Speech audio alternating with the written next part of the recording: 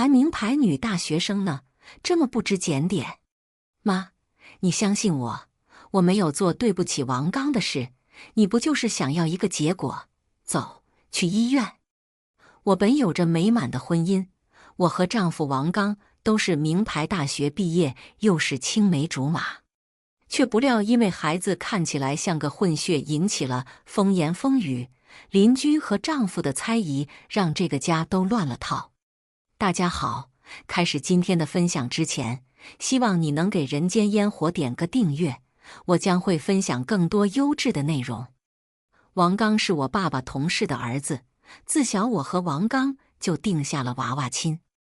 我俩又争气，高中毕业又一起考上了名牌大学，一直是街坊邻居口中别人家的孩子。也许是定了娃娃亲的缘故，刚刚步入青春期，我俩就心照不宣的恋爱了。我叫林霞，家住在小县城里。大学毕业，我考上了公务员，工资不高，但也足够养活自己，甚至还有剩余。王刚本来是在城里找了一份不错的工作，不知道什么原因回到了小县城里。我爸总是调侃我们，他为什么回来，你还不知道。就这样，在父母的撮合下，我们很快步入了婚姻的殿堂。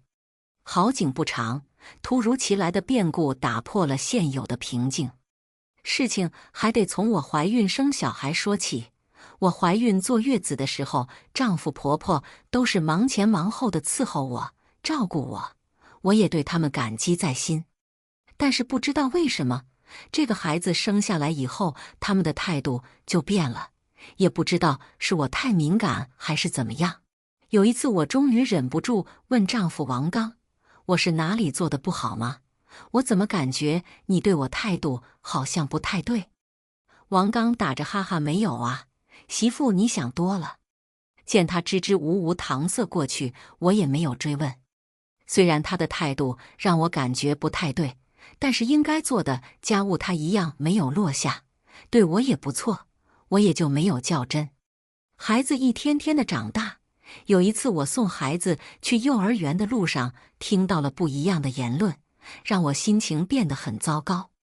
那孩子一看就是个外国人，这夫妻两个都是中国人。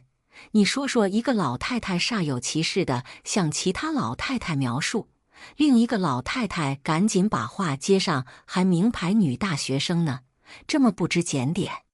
他们刻意地避开我，但还是让我听了个明白。我的心渐渐冷了下来，没想到之前各种夸奖我的街坊邻居，竟在背后传我的风言风语。我的心里一阵冰冷，手指攥紧了手心，攥得太用力，指尖传来疼痛的触感，我才停下。妈妈声音把我拉回了现实。我低头看了一眼小美，小美是我和王刚的孩子，刚刚学会说话，说的还糊不清，但不难听出她在叫妈妈。我俯身安抚了她一下，妈妈没事。我牵着她离开了这块是非之地，她在前面蹦蹦跳跳地走，我在后面认真观察着她。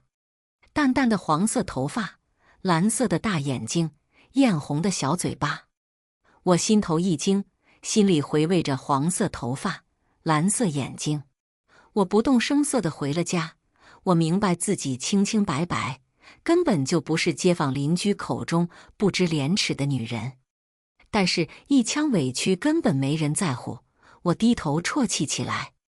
王刚也许是察觉到了什么，坐到了我身边。老婆，你不觉得小美像个混血吗？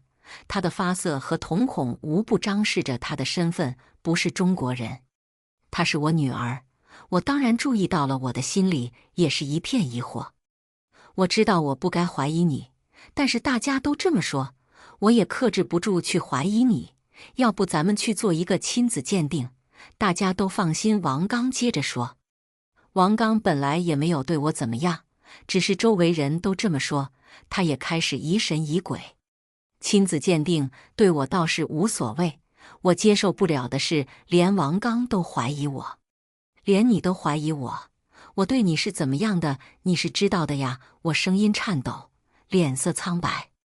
王刚也是惨然一笑，大家都这么说你，我的脸上也挂不住，你就不能给大家一个交代吗？我对王刚很失望，怒火也从心里升腾起来。当初学校里那么多男人追求我，我唯你不嫁，没想到你竟然让你给我去做亲子鉴定。我刚生完孩子，你就让我去做亲子鉴定，你这不是侮辱我吗？以后我还怎么过日子？我崩溃大喊。王刚无奈地走开了。其实我心里也知道，王刚也是忍受了很多，估计谣言从很久以前就传开了。我心里一团乱麻，晚上我把自己关在房间里，谁也不想见。婆婆心疼我，给我热了排骨。阿霞，你把门开开，别把自己饿坏了，别为了这点事就把身体伤了呀。我小头下一软，打开了门。妈，你相信我，我没有做对不起王刚的事。婆婆坐在了我身边，丫头，你自己拿主意，无论你做出什么决定，我都支持你。妈妈的信任让我拿定了主意，我内心不再摇摆，当机立断下定了决心。你不就是想要一个结果？走，去医院。我和王刚坐上了去医院的出租车，我的内心没有一刻会比现在平静。2周后，亲子鉴定的结果出来了，结果令人大跌眼镜。亲子鉴定刚出来，王刚就迫不及待地带我来了医院。可能是太着急了，一连翻了好几次才翻开这本不厚的亲子鉴定。翻开亲子鉴定，上面清清楚楚地写明了这是他的亲生女儿。王刚长舒一口气。在我心里，这场亲子鉴定就是一场笑话。如果夫妻之间连基本的信任都没有，那还结什么婚？此时我已经有了离婚的打算，准备和妈妈商量了一下，把离婚提上日程。周末王刚不上班，我早早就起了床。我一起床就叫醒了他。王刚，我想清楚了，我要和你离婚。王刚被这一变故惊醒，瞬间没了困意。为什么？阿霞，你原谅我，我真的没有别的意思。我知道王刚自己也是迫不得已做出的决定，但是我的自尊心接受不了，我不想埋没在没有信任可言的婚姻里。我外公是外国人，你们怎么从来没和我说过？开始我也是信你的，阿霞。可是他们都在传，我作为一个男人也是需要面子的呀。这段时间我也很痛苦啊。王刚有些激动。我补偿你好不好？不要和我离婚，我会加倍的对你好的。外公在我很小的时候就不在了，我们家里还有很多人根本就没见过外公。王刚说什么我都听不进去，我只想和他离婚，桥归桥，路归路，各过各的生活。我已经想好了，没有挽回的余地了。王刚还在状况之外，我打算出门走走，散散心。王刚拉住了我的胳膊，我甩开他。我知道王刚是爱我的，只不过我已经对他心灰意冷了。当晚我就回了娘家，打算一边上班一边自己在外面租个房子。我妈还不知道这事的始末，夫妻吵架都是床头打架床尾和，有什么不能和王刚2个人商量啊？我妈还一个劲地劝我回家。妈，他们怀疑小美不是我亲生的，要我去做亲子鉴定。我妈不说话了，可能我妈也没料到还有这一出，我也没有想到我的婚姻竟会变成一桩笑料，周围的邻居会这么冤枉我。我妈叹了一口气，怎么不电话问问我呀？出了什么事情都自己扛，你这个性格什么时候能改改呀？我妈听我这么说，有点无奈。傻孩子，你的外公是德国人啊，小美这是遗传了她外公啊。我妈摸着我的头，眼里都是笑意。我记得早些时候，那时候我还小，我妈带我去外公家，外公总是给我一大堆糖果，嘴里还说着我听不懂的话。高高的鼻梁，锐利的脸庞，也拥有着和小美一样的淡黄色的头发和蓝色的眼眸。外公很高大，很有男子气概。你小时候还夸你外公眼睛漂亮呢。我又惊又喜，我怎么没有想到？那这一切都合理了。是我傻了，我怎么没早告诉妈妈呢？也许这样我早就知道答案了。我无奈地摇摇头。事到如今，也只能听从命运安排了。也好，通过这件事，我也看清了王刚和林里。我妈给我收拾起床来，一边帮我收拾，一边给我讲起外公的故事来。之前从没有听我妈提起过，如今闲下来听这些事，倒是听得入了迷。从今天开始你就搬回来，明天你爸帮你看看公司附近有没有租房子的。我妈语气放软了，和我说话。好，妈，你不用担心，我会照顾好自己的。我让妈妈放心，我自己也有自己的打算。打开手机，王刚发了很多消息在我手机上，我没有心思看，烦躁地关上了手机。我打开了一个软件，扒拉起租房子的信息，看着看着我就睡着了。离婚以后，我感受到了前所未有的放松，周围的人八卦又更新成了别人的故事，毫无新意，我也不愿打听。平时就上班，送小美上下学，养了一点花花草草，心情不好的时候就去浇水施肥。时间久了，竟从这生活中感受到了惬意，日子越过越平静。发生在小美身上的事，越是让我无法平静下来。我是下午接到的幼儿园老师的电话，小美妈妈，你家小美被别的孩子欺负了，身上被挠了些伤口。我们已经批评教育过别的小朋友，但是事情可能有点严重，可能需要你来看看。我赶到了幼儿园，看着小美低头站在里，我的心里千疮百孔。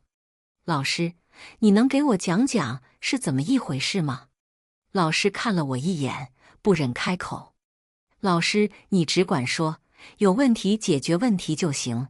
从老师的口中，我了解到，一方面是因为小梅长了一副混血的面容，和周围黑头发、黑眼睛的小孩子们差别太大；另一方面，可能是家长说，无意间让小孩听到了。小孩都在骂小美是单亲家庭，只有妈妈没有爸爸。我自己倒是无所谓，只是小美太可怜了。我对这些孩子的行为很气恼，但是我也没有办法。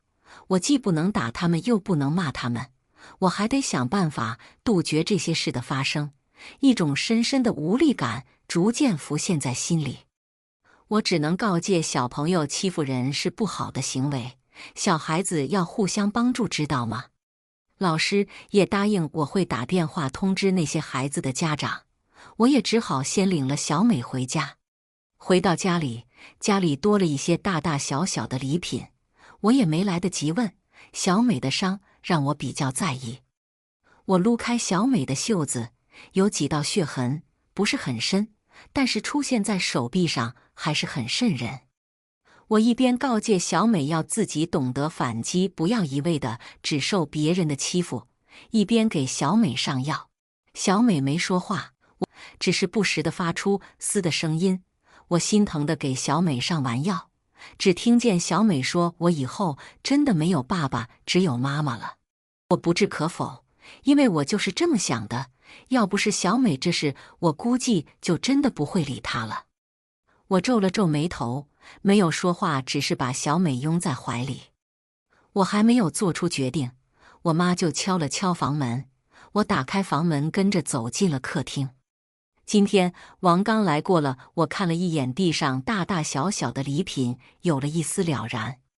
这些都是他送的。我妈又继续说道。我就站在那里听着，也不发言。我听得出我妈在帮王刚说好话。我心里也知道这样下去不太行。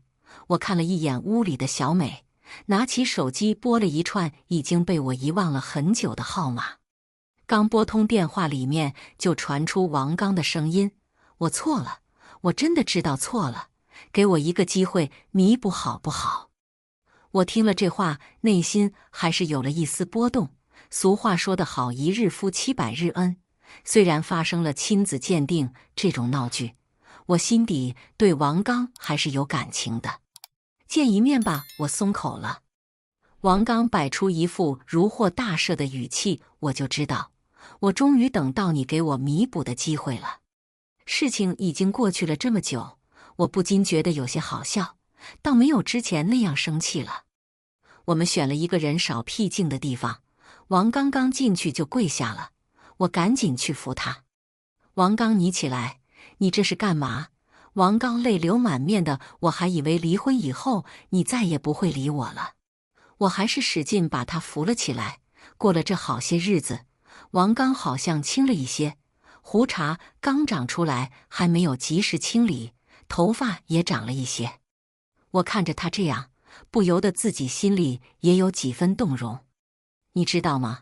我妈告诉我，外公是德国人，小美应该是遗传了外公。我说着，眼泪也委屈地从我眼睛里流了出来。王刚也悔恨不已，不过我今天来不是为了和他扯这些往事。小美被人欺负了，那些小孩嘲笑她的黄头发蓝眼睛，我有点支支吾吾。王刚着急了，还有什么？还嘲笑他没有爸爸。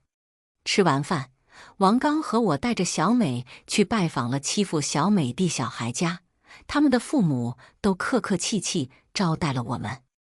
旁边有王刚，我也有了些底气，毕竟我一个女人家走街串巷的，顿时有点泄气。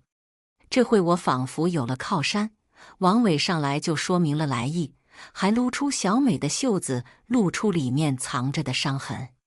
估计这些施暴的小孩的家长也不知道自己的小孩在外面这样做事，他们父母威严的目光之下，那些施暴者都把罪行坦坦荡荡地袒露出来了，并且这些小孩都许诺以后不会再做这种事了。几家走访下来，我累得够呛，但是心算是放下了，所以在王刚说话的时候，我的语气也柔和下来。我带他回了妈妈家里吃饭，我要照顾小美吃饭。一转头，自己的饭碗里已经放了好多食物。我妈看了一眼，王刚也是很满意。晚上吃完饭，王刚就走了。我妈催我去送送他。王刚问我要不要结婚的时候，我有点犹豫，但我的头却下意识地点了一下。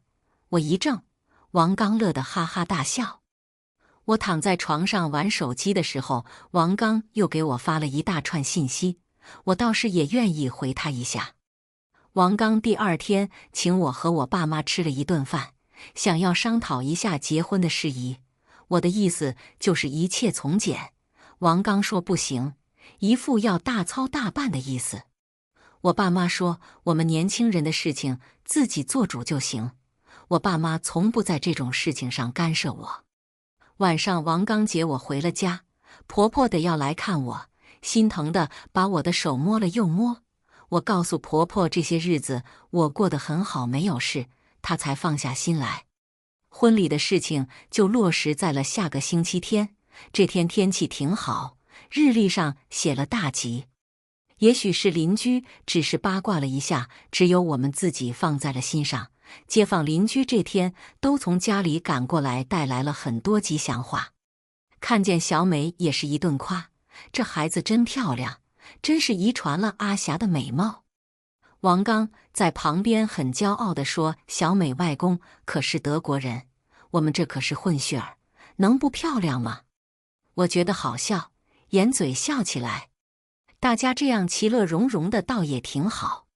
很多夫妻不了解隔代遗传的机制，闹出了很多乱子，激发了很多矛盾。面对街坊邻居的怀疑和调侃，对自己的伴侣产生了怀疑，所以了解一些隔代遗传的常识还是有必要的。以上就是今天分享的故事，大家有什么想说的、想吐槽的，欢迎在下方评论交流，也更希望能给人间烟火点个订阅。我将会分享更多优质的故事内容。